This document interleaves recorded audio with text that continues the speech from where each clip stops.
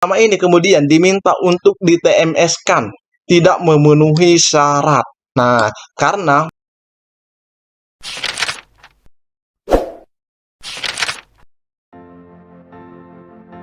Bismillahirrahmanirrahim. Assalamualaikum warahmatullahi wabarakatuh.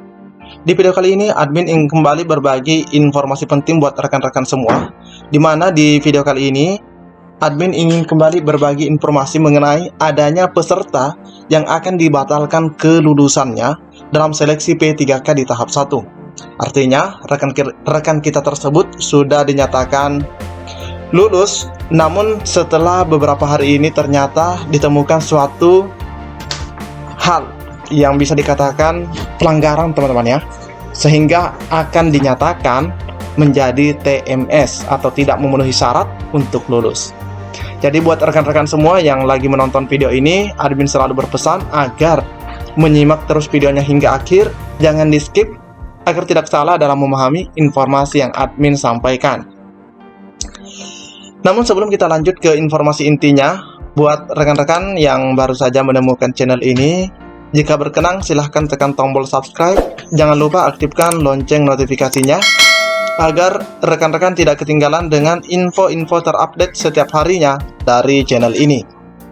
Jika sudah, admin ucapkan terima kasih dan kita lanjut ke info intinya. Informasi intinya sebagaimana disampaikan oleh jpnn.com ya teman-teman ya, dimuat dari pemberitaan online. Info terbaru dari BKN soal pemberkasan NIP P3K 2021 khusus guru honorer. Sabar ya, jadi di sini sudah jelas khusus guru honorer. Sabar ya, karena adanya hal tersebut teman-teman.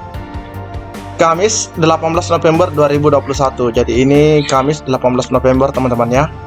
Proses pemberkasan NIP P3K 2021 sudah dimulai setelah sistem pengisian daftar riwayat hidup atau DRH di masing-masing akun SSC ASN calon P3K telah siap digunakan.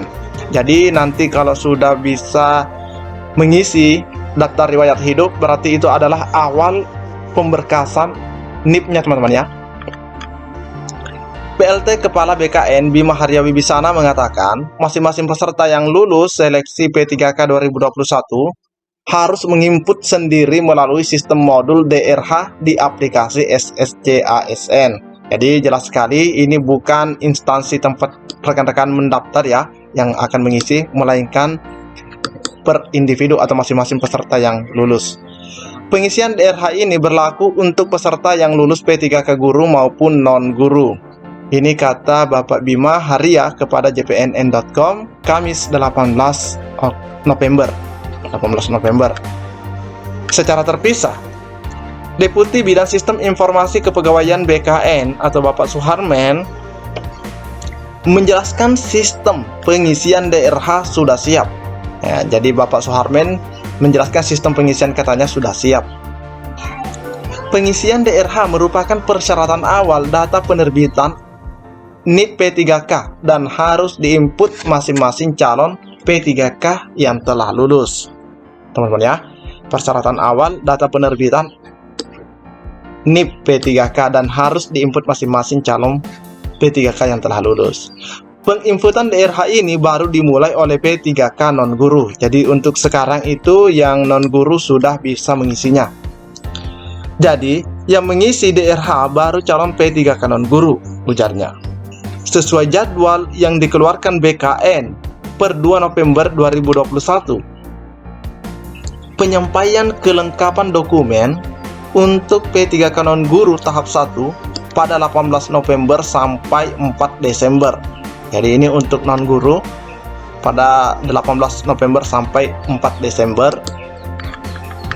Pengusulan penetapan NIP P3K non-guru 19 November sampai 18 Desember. Untuk P3K non-guru tahap 2, nah ini untuk yang tahap 2, penyampaian kelengkapan dokumennya pada 30 November sampai 16 Desember.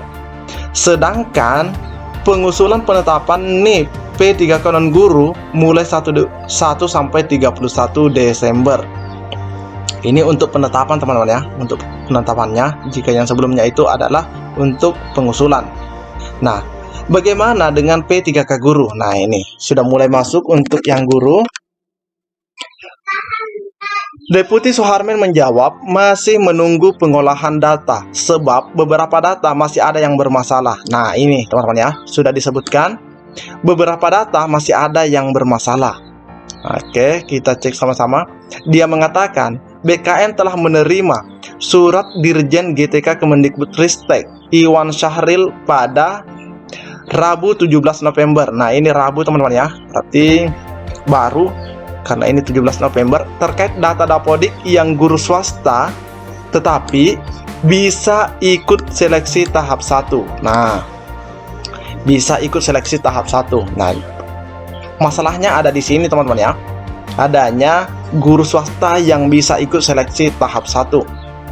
Berdasarkan Permenpan RB 28 tahun 2021, guru swasta ini bisa ikut tes P3K tahap 2 dan 3. Nah, ini memang benar sekali sebagaimana yang ada di Permenpan RB nomor 28. Bahkan nanti admin juga akan perlihatkan sesuai dengan informasi yang ada di portal guru P3K teman-teman ya.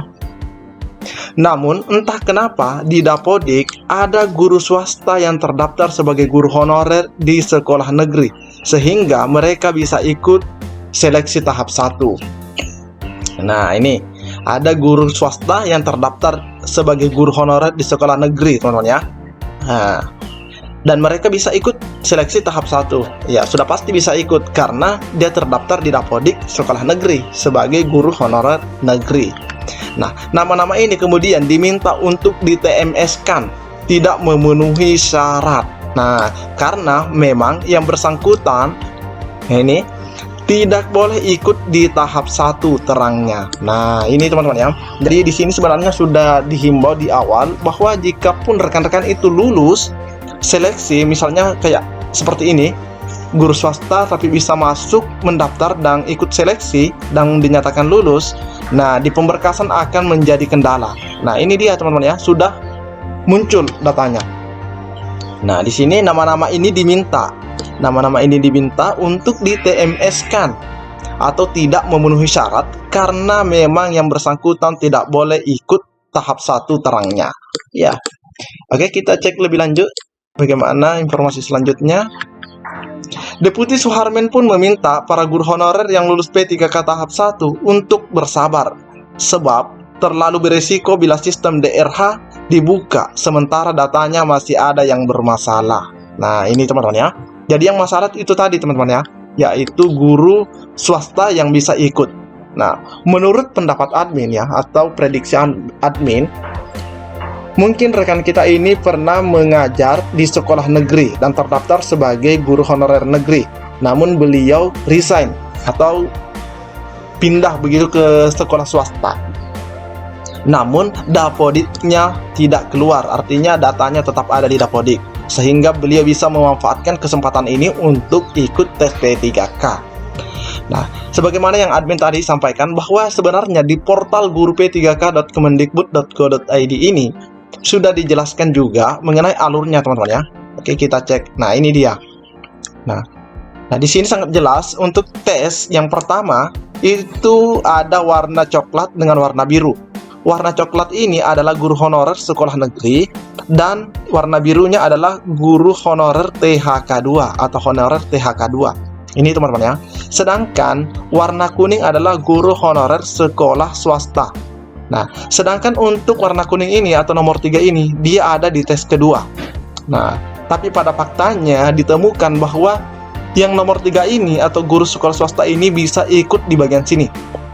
Nah, dia bisa ikut di tes pertama, sehingga ini yang menjadi permasalahan. Dan sebagaimana yang tadi kita bisa lihat bersama bahwa rekan kita ini yang nomor 3 ini akan di-TMS-kan, teman-teman ya, akan di-TMS-kan. Sekarang sih belum, tapi akan di-TMS-kan. Jadi buat rekan-rekan yang mungkin lagi menonton video ini dan masuk dalam kategori tersebut, ya harap bersabar karena mungkin status kelulusannya akan dibatalkan. Mungkin cukup sampai di sini informasi yang dapat admin sampaikan di video kali ini. Lebih dan kurangnya mohon dimaafkan. Assalamualaikum warahmatullahi wabarakatuh.